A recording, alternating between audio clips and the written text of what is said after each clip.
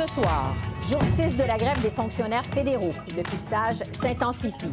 On fait le bilan des impacts avec la ministre Karina Gould.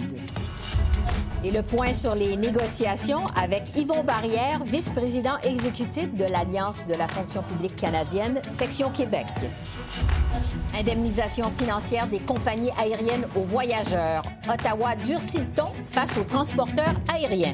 Jacob Charbonneau, cofondateur de Vol en retard, est avec nous.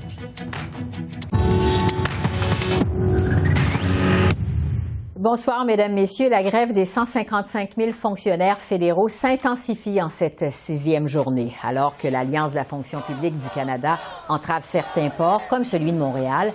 La présidente du Conseil du Trésor répète qu'elle a toujours bon espoir d'en venir à une entente équitable pour les fonctionnaires et pour les Canadiens.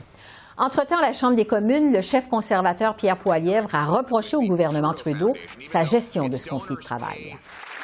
Nous sommes en train de faire témoignage d'une incompétence gigantesque de ce premier ministre. Il dépense 20 milliards de dollars de plus sur la bureaucratie fédérale, tout en causant le plus grand grève publique depuis 40 ans. En conséquence, on a 700 soldats qui n'avaient pas de chauffage pendant 3 jours. On a un ministre qui dit aux Canadiens de ne pas appliquer pour un passeport, de même pas essayer d'en avoir une ici au Canada. Combien les Canadiens vont-ils devoir payer pour régler les grèves que le premier ministre a causées? L'honorable président du Conseil de Trésor. Monsieur le Président, vous savez, les fonctionnaires de l'APC fournissent d'importants services à la population canadienne et le gouvernement apprécie leur travail. On s'est engagé à conclure des ententes qui sont justes et aussi qui sont raisonnables pour les Canadiens, et c'est ce que nous faisons présentement. Et nous allons continuer à le faire jusqu'au moment que nous aurons cette entente qui sera juste et raisonnable. Merci, Monsieur le Président. Et justement, pour discuter des impacts de la grève sur les missions des transports, je retrouve Karina Gould, qui est ministre de la Famille, des Enfants et du Développement social. Bonsoir, Madame la ministre. Bonsoir. Cette grève des fonctionnaires, ça laisse évidemment planer le spectre d'une nouvelle crise dans la délivrance des passeports, comme celle qu'on avait connue l'an dernier. Parlez-nous d'abord des impacts sur l'émission des passeports au jour 6 de la grève. Oui, bien sûr. Alors, je n'imagine pas que ça va être comme c'était le printemps et l'été dernier. C'est une situation différente. Avec la situation de la grève, les fonctionnaires de services publics ne peuvent pas traiter des passeports qui ne sont pas urgents ni humanitaires. C'est écrit dans la législation, c'est la loi.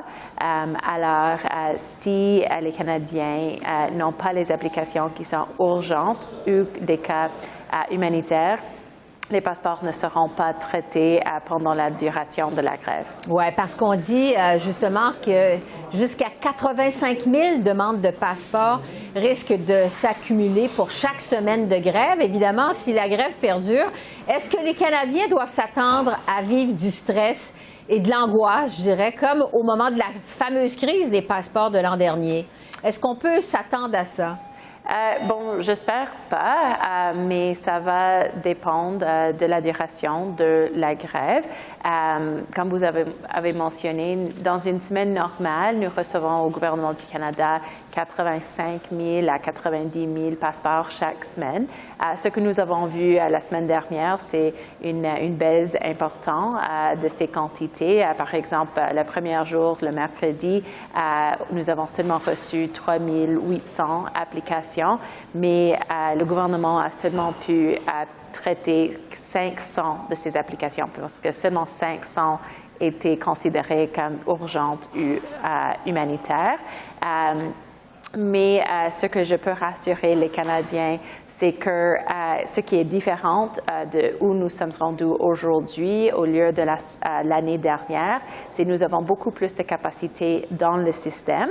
Alors, nous avons la capacité de traiter les passeports que nous recevons après la grève, mais mes conseils aux Canadiens aujourd'hui, c'est de ne pas mettre une application dans le système parce qu'il ne sera pas traiter à ce moment. Mais on espère que la grève termine rapidement parce que c'est super important pour les Canadiens. Oui. Vous nous le disiez il y a un instant, la délivrance des passeports, c'est pas considéré comme un service essentiel. Les demandes de passeports, donc, sont pas traitées à l'exception des situations d'urgence.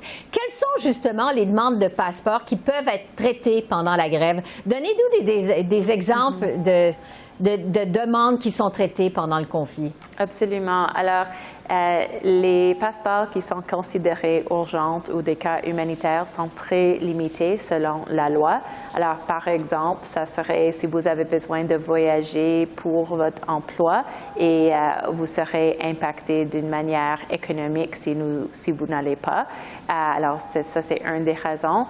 Si vous avez besoin de chercher des soins de santé à l'extérieur pour une maladie sérieuse, aussi si vous avez quelqu'un dans votre famille qui est malade à l'extérieur du Canada ou quelqu'un qui est décédé à l'extérieur du Canada ou dans les autres cas humanitaires. Alors, par exemple, quelqu'un qui est malade d'une manière terminale, qui doit voyager, sont vraiment spécifiques les cas d'urgence et des cas humanitaires. Bon. Et si la grève devait se prolonger, quels sont, je dirais, les autres impacts que vous prévoyez dans votre ministère? On sait qu'il y avait notamment des inquiétudes au niveau de l'allocation canadienne pour enfants. Est-ce qu'il pourrait y avoir des effets, des impacts? Bien sûr, je dois être honnête avec les Canadiens. Chaque jour qui dure la grève, il va avoir des impacts. Je peux aussi assurer les Canadiens que pour, par exemple, déposer vos impôts et faire ça, si vous le faites en ligne, votre retour ne va pas être affecté. Mais les services qui continuent sont, par exemple, l'assurance d'emploi, la prestation pour de retraitement, alors des pensions, le supplémentaire garanti pour les aînés. Ils sont tous considérés comme les services essentiels, mais parce que les services sont essentiels, ils sont aussi à une capacité réduite. Alors, la priorité pour le gouvernement, c'est d'assurer que tout le monde reçoive leurs prestations, mais pour les questions, pour les révisions à les applications, il peut y avoir un délai dans cet aspect-là. Bon. Parlons brièvement des négociations qui sont en cours. On a eu le sentiment que le climat entre les partis s'est envenimé en fin de semaine, que le ton a monté. Le président de l'Alliance de la fonction publique du Canada a même traité votre collègue, la présidente du Conseil du Trésor, Mme Fortier, d'incompétente. Comment vous réagissez à ça? Voilà, je ne suis pas dans les négociations, mais ce que je peux constater, c'est que le gouvernement veut une bonne entente, tant pour les Canadiens, tant pour les travailleurs et travailleuses de la fonction publique, qui est négociée à la table. On va là continuer de négocier. On espère que le syndicat sera là aussi. Nous comprenons que ça, c'est quelque chose d'important. Les fonctionnaires font un service essentiel, important pour les Canadiens au sein du gouvernement et on veut assurer qu'il y a une bonne entente.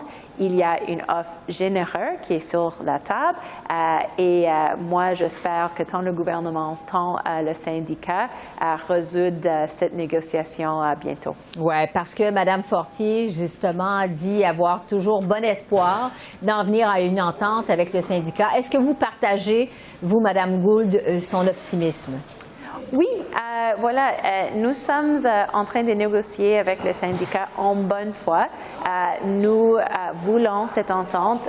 Nous respectons tellement le travail qui fait les fonctionnaires au niveau fédéral et on voit que c'est quelque chose d'important d'assurer qu'il y a une offre qui est généreuse, qui est respectueuse et qui est bonne pour les Canadiens aussi, qui payent les taxes. Alors, moi, je suis vraiment optimiste qu'on peut y arriver, mais on a besoin de cette même optimisme et même travail du syndicat aussi. Karina Gould, je rappelle que vous êtes ministre de la Famille, des Enfants et du Développement social. Merci beaucoup. Merci de votre temps. Merci à vous. Et je poursuis avec le vice-président exécutif de l'Alliance de la fonction publique du Canada, mais section Québec, Yvon Barrière. Bonsoir, M. Barrière. Bonsoir, Mme Bégin. En fin de semaine, les deux camps se sont accusés de mauvaise communication. Ce matin, vous avez intensifié vos moyens de pression. L'accès au port de Montréal, entre autres, a été entravé. La ministre Fortier a par la suite publié une lettre pour faire le point sur les négociations aujourd'hui. Je vous demanderai d'abord à quel point les négociations se sont dégradées dans les derniers jours. Je n'oserais pas étudier le mot dégradé. Je dirais que peut-être s'étirer. Si vous m'aviez posé la question vendredi dernier, est-ce que vous avez bon espoir de signer une entente durant le week-end? Mais j'aurais dit oui. J'aurais peut-être et même été dit jusqu'à 9 sur 10. Mais honnêtement, on était un petit peu déçus de la façon que le Conseil du Trésor a négocié durant le week-end. Donc, les réponses ont retardé. C'était très, très, très, très long. Et puis, quand ils est arrivé avec leur deuxième offre durant le week-end, écoutez, j'avais l'impression que c'était que des miettes qui nous lançaient sur la table. L'image que j'ai eue, c'est de se payer un bon repas au restaurant et qu'on offre juste $1 ou $2 de pourboire. Donc, c'était des avancées trop lentes pour nous autres. Et c'est pour ça qu'on a pris la décision d'intensifier nos moyens de pression, d'augmenter nos moyens de pression, d'avoir des lignes de piquetage plus solides et aussi, en travers le Canada, effectivement, au Québec, à Montréal, 4 entrées principales au port ont été fermées. Le boulevard René-Lévesque a été fermé et dans l'est des Maritimes, des ports ont été touchés et aussi un aéroport. Donc, ça s'est suivi, un vent de l'est vers l'ouest qui a eu des activités plus ciblées et aussi plus ciblées au niveau économique. Donc, notre intention derrière était fort simple, c'est de possiblement changer un petit peu notre objectif et aussi de demander aux entreprises, aux ports et aux aéroports possiblement d'appeler à Ottawa pour mettre de la pression sur le côté. Bon, parce que quand même, le ton s'est durci en fin de semaine. Le président de votre syndicat a même parlé d'incompétence pour décrire le travail de la ministre de Mme Fortier. Est-ce que vous allez jusque-là? Vous trouvez qu'elle est incompétente dans ce dossier-là? Je pense que ce qu'il voulait dire, c'était qu'elle était principalement toujours sur la même ligne. Oui, on négocie toujours. Oui, on est de bonne foi. Mais ce qu'on veut, c'est que son équipe de négociation sache vraiment ce qu'elle veut. On a l'impression que le problème de communication, savez-vous quoi? Plus que je regarde les propos de Mme Fortier et les propos des agents négociateurs du Conseil du Trésor, on dirait que le problème de négociation se trouve plus au niveau du Conseil du Trésor, entre la ministre et son équipe.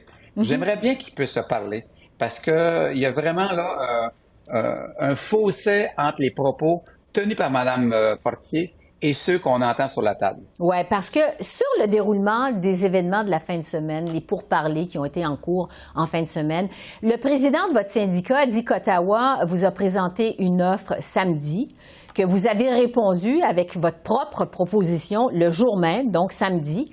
Le Conseil du Trésor affirme de son côté vous avoir fait une deuxième offre, toujours samedi, offre à laquelle vous n'aviez pas répondu dimanche. Est-ce que vous avez répondu à cette nouvelle offre d'Ottawa, oui ou non? Absolument. Écoutez, ça nous prend pas 24-48 heures pour répondre. C'est dans les heures qui suivent habituellement qu'on répond. Mais écoutez, puis je pense aussi que notre président national a fait une allusion à 5 enjeux qu'on a présentés avec des pistes de solutions jeudi en après-midi et on n'a pas eu de nouvelles avant vendredi en fin de soirée. C'est là-dessus que notre président national a commencé à être un petit peu impatient. Et je vous le dis, c'est avec raison qu'il a commencé à être très, très, très impatient. Ouais. Parce que ça fait pas de sens. On est dans je dirais pas un marathon, on devrait être normalement dans un sprint. Et on voit la lumière au bout du tunnel, mais ça prend un petit peu de bonne volonté, mais on ne la sent pas du Conseil du Trésor. Mais sur cette offre que vous avez reçue samedi du Conseil du Trésor, justement, vous avez donné suite à cette offre-là, le syndicat? Tout à fait. Bon, sur les enjeux sur lesquels les négociations, visiblement, achoppent en ce moment, est-ce que c'est toujours les salaires et le télétravail ou s'il y a d'autres points qui sont en litige? Il y a la sécurité d'emploi, donc ce qu'on appelle la réaffectation du personnel s'il y a lieu. Il y a la sous-traitance. Mais ces deux derniers dossiers-là, c'était deux enjeux qui étaient extrêmement importants pour nous. On a avancé dans ces dossiers-là. On a bien avancé. Et de plus, de toute façon, Mme Freeland a confirmé qu'il y aurait possiblement quelques milliards en moins en sous-traitance. Donc, c'est parfait pour nous. Maintenant, définitivement, vous avez bien mentionné le télétravail et aussi l'enjeu des salaires. Le télétravail, vous savez là, que lorsque c'est une politique, mais c'est toujours difficile de pouvoir négocier parce que c'est très aléatoire, c'est très arbitraire comme type de gestion qu'il peut avoir. Donc, ce qu'on veut, c'est des paramètres clairs. Et je vous l'ai dit déjà, hein, on n'est pas contre le télétravail, mais je pense que chaque département, selon les propres besoins organisationnels, on peut s'entendre pour avoir là, des paramètres clairs qui vont aider, je vous le dis, là, autant les employés que l'employeur. Là, se retrouver avec une 25 000 véhicules de moins sur la route, mais je pense que c'est une bonne chose. Là. Le gouvernement pourrait à ce moment-là louer quelques étages aussi. Mais je vous le dis, on n'est pas contre le travail en hybride, mais ce qu'on veut, c'est une meilleure... parce que présentement, c'est définitivement de façon aléatoire, selon les départements, selon les gestionnaires, et aussi, il y a du favoritisme qui se fait. Ce qu'on veut, c'est des paramètres clairs, et on la veut de façon conventionnée. Oui. Le télétravail, donc, il se retrouve dans votre convention collective. C'est ce que vous voulez en bout de ligne. Puis je rajouterais, nous sommes rendus là aujourd'hui. Vous avez très certainement entendu parler de la saga du troisième lien à Québec. Et M. Legault, la première chose qu'il a mentionné, le facteur du changement de troisième lien, c'était le télétravail. Nous sommes rendus là. Et je pense, je parlais avec mes confrères et consoeurs de la FTQ encore hier soir, et eux autres, ils me disaient, il faut que ce soit conventionné, il faut que vous soyez précurseurs de cette nouveauté-là. Ça serait possiblement, depuis les 10-15 dernières années, une très forte amélioration dans la convention collective. Ouais. Et c'est aussi bon pour l'employeur que pour l'employé. Je veux revenir avec vous, M. Barrière, sur le vote qui a amené à cette grève, déclenchée la semaine dernière. La Commission des relations de travail et de l'emploi dans le secteur public fédéral est préoccupée par le faible taux de participation lors de ce vote-là. On sait qu'il y a à peine le tiers des membres qui ont voté. La Commission dit aussi que votre syndicat n'a pas correctement informé les membres, qu'elle avait écourté la période de vote de 8 jours. Qu'est-ce que vous répondez à ces critiques-là? À ça? Bien, vous avez raison, hein? 34 ou 33 honnêtement, on trouve ça insuffisant. Mais écoutez, tous les efforts qu'on a pu faire, on a fait des votes pendant 7 semaines. 94 séances de vote. Et la plainte que nous avons eue, c'est une personne qui s'est présentée la dernière journée, le 11 avril, dans un webinaire qui avait lieu. Il y avait de la place pour 5 000. Les 5 000 étaient déjà inscrits. Et il a fait une plainte. C'était son droit, là. Mm-hmm. Puis, vous savez là, que de jour 1, du début des votes de grève, nous avions là, 140 000 courriels de nos 155 000. Et ce qu'on a fait, on envoyait à chaque lundi un courriel en disant « Voici votre numéro de code, voici comment vous pouvez les inscrire ». Quand les gens étaient inscrits, on passait à autre. Ceux qui n'étaient pas inscrits recevaient chaque semaine ensuite un rappel pour aller voter. Écoutez, on aurait aimé avoir 75 de vote, mais malheureusement, les gens ont été juste à 33-34 Par contre, la première journée de grève, mercredi dernier, il y avait tout près de 113 000 fonctionnaires sur les lignes de piquetage. Et ça, on a pu le comptabiliser parce qu'on avait des barcodes pour que nos fonctionnaires, nos membres, puissent recevoir leur indemnité de grève. Sur le financement de la grève maintenant, le président de votre syndicat a affirmé que vous avez une réserve de plusieurs millions de dollars, mais quand même, il y a plus de 100 000 fonctionnaires qui sont en grève actuellement. Est-ce que vous êtes confiant que votre fonds de grève à la FPC va vous permettre de tenir longtemps? Bien, je suis complètement d'accord avec les propos de mon président. Écoutez, on a, vous l'avez dit, des dizaines de millions. On a une marge de crédit. Et vous savez quoi? Encore hier soir, le président du STFP me disait si jamais vous avez besoin qu'on vous prête de l'argent, il n'y a pas de souci. Donc, là-dessus, il n'y a aucune inquiétude. On peut tenir tant et aussi longtemps qu'on n'a pas obtenu de la part du Conseil du Trésor une entente là, juste pour nos membres. Absolument. Alors, on va continuer à suivre, évidemment, cette grève. M. Barrière, merci beaucoup. Merci. Je vous en prie.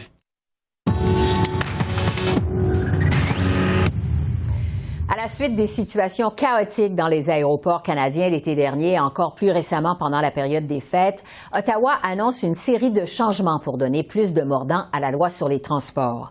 Le gouvernement veut obliger les compagnies aériennes à indemniser les voyageurs, sauf lors de circonstances très limitées. Autre changement proposé, la distribution obligatoire de nourriture et d'eau aux passagers lorsque leurs vols sont perturbés. On veut aussi introduire des exigences strictes pour les bagages qui arrivent en retard. Alors, voici le ministre des Transports, Omar Al-Gabra. J'annonce des changements aux droits des passagers aériens. On doit protéger encore davantage leurs droits. Les compensations vont être obligatoires. Pour analyser ces changements que propose Ottawa, je retrouve Jacob Charbonneau, qui est cofondateur et PDG de volenretard.com. Bonsoir, M. Charbonneau. Bonsoir, Mme Bégin. Ottawa veut donc obliger les compagnies aériennes à indemniser les voyageurs quand elles retardent ou encore annulent des vols, sauf évidemment lors de circonstances très limitées. Dites-nous d'abord, à l'heure actuelle, à quel point c'est difficile pour un voyageur de se faire indemniser par une compagnie aérienne, pour nous donner un peu de contexte? En fait, c'est assez difficile. Ce qu'il faut savoir, c'est que présentement, dans la mouture actuelle du règlement, il y a beaucoup d'interprétations sur les différentes familles de situations, notamment attribuées à vos transporteurs, mais nécessaires par souci de sécurité, ou non attribuées à vos transporteurs. Et là, on laisse un petit peu le rôle aux transporteurs d'être juge et partie et d'interpréter ce qui a pour effet que c'est souvent interprété à leur faveur et qu'on va presque systématiquement refuser la compensation, sachant très bien qu'un faible pourcentage des gens vont aller plus loin vers l'Office des transports du Canada, vont devoir attendre 12 à 18 mois pour essentiellement se faire répéter un petit peu les mêmes mots que les transporteurs vont donner au niveau de l'Office des transports. Donc, il y avait vraiment deux éléments sur lesquels on devait travailler. Le règlement en soi, donc il y a eu des modifications qui ont été annoncées ce matin, mais aussi sur tout le processus derrière et le rôle de l'Office des transports du Canada. Bon. En fait, le gros des changements qui sont proposés par Ottawa, de ces modifications-là qu'on veut apporter, c'est finalement de mettre le fardeau de la preuve sur les épaules des compagnies aériennes et non plus sur les épaules des voyageurs qui subissent justement des retards ou des perturbations de toutes sortes. Expliquez-nous à quel point ça va faire une grosse différence, ça. En fait, c'est qu'on vient harmoniser un petit peu le règlement canadien avec le règlement européen. Donc, dans tous les cas, les transporteurs vont devoir payer les indemnisations. Si c'est pas le cas, parce que c'est obligatoire, mais pas automatique, ils vont devoir dire pourquoi. Et là, il va y avoir des situations qui vont être délimitées pour savoir lorsque c'est non attribuable aux transporteurs, donc des circonstances extraordinaires, comme c'est le cas au niveau européen. Mm-hmm. Et fardeau va être aux transporteurs de démontrer qu'ils n'ont pas à payer les indemnisations. Donc, il y a quand même une bonne différence pour les voyageurs. Pour ce qui est des bagages maintenant qui arrivent en retard, Ottawa veut imposer des exigences strictes aux compagnies aériennes. Quelles sont justement les exigences qui devraient être imposées aux compagnies aériennes, aux transporteurs, selon vous? Donc, évidemment, ce matin, on a annoncé qu'il allait y avoir des nouvelles exigences. On n'a pas été très bavard sur le détail. Donc, ça va venir dans les prochains jours, prochaines semaines. Ce qu'on sait, c'est qu'actuellement, il y a des indemnisations qui sont prévues, tant au niveau des retards de bagages que les pertes de bagages ou les bagages endommagés. Donc, présentement, on parle de montants en 2200 $, 2300 $, dépendamment des taux de change. Donc là, on va venir mettre de nouveaux éléments. Donc, est-ce qu'on va séparer les indemnisations pour les retards de bagages versus les pertes de bagages? C'est ce qu'on attend de voir là, dans les prochaines semaines. Oui, des exigences qui devront être précisées. Autre changement qu'Ottawa propose, la distribution obligatoire de nourriture et d'eau aux passagers quand il y a des perturbations sur des vols. Est-ce que c'est un problème qui arrive souvent au moment où on se parle? Oui, tout à fait. Il y a de la prise en charge qui est prévue actuellement, mais seulement pour les situations attribuées à vos transporteurs. Là, ce qu'on vient changer, c'est qu'on va le mettre à tout l'ensemble des situations. Donc, peu importe la situation, il va y avoir une prise en charge qui va être effectuée par les transporteurs. Donc, on parle de nourriture, repas, possiblement de l'hébergement, du transport vers les hôtels et l'aéroport. Donc, on vient vraiment englober l'ensemble des situations et ça devrait être applicable même en cas de tempête de neige. Bon. Pour ce qui est des réactions maintenant, le NPD a réagi. Il dit que ces modifications proposées par Ottawa, c'est pas à la hauteur de ce qu'offre la réglementation européenne. Est-ce que vous êtes d'accord avec ça? Et si oui, qu'est-ce qui manque dans ce qui a été proposé aujourd'hui? Plusieurs points qui ont été annoncés aujourd'hui sont en ligne avec ce qu'on voit au niveau européen. Ce qu'il faut savoir au niveau européen, c'est un petit peu le même modèle. Ce n'est pas automatique, donc ça devient obligatoire dans certaines circonstances. Donc là, on vient un petit peu harmoniser le règlement canadien et d'inclure de plus en plus de circonstances et remettre le fardeau de la preuve au niveau des transporteurs. Même chose pour la prise en charge. Donc on vient harmoniser de plus en plus et nous, on pense que c'est un pas dans la bonne direction. En terminant, M. Charbonneau, le ministre des Transports, M. Alghabra, a annoncé que ces changements qui sont contenus, il faut le préciser, dans le projet de loi C-47 sur la mise en œuvre du budget vont entrer en vigueur dès son adoption. On devrait voter là-dessus un peu plus tard cette semaine. Est-ce que vous avez espoir que la période des vacances estivales va être moins pénible, je dirais, pour les voyageurs que celle de l'an dernier?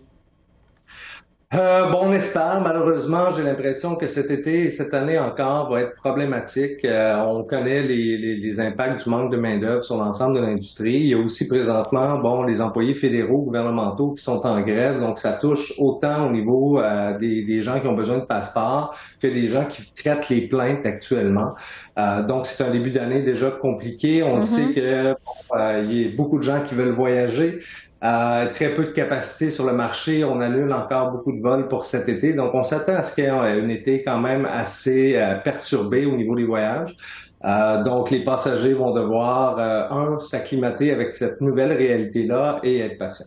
Oui, c'est beaucoup de stress sur les voyageurs actuellement. Jacob Charbonneau, merci beaucoup. Merci. Je vous en prie. Alors voilà, c'est comme ça qu'on a vu l'essentiel de l'actualité de ce lundi 24 avril sur la colline parlementaire à Ottawa. Esther Bégin qui vous remercie d'être à l'antenne de CEPAC, la chaîne d'affaires publiques par câble. Je vous souhaite une excellente fin de soirée et je vous dis à demain. Au revoir.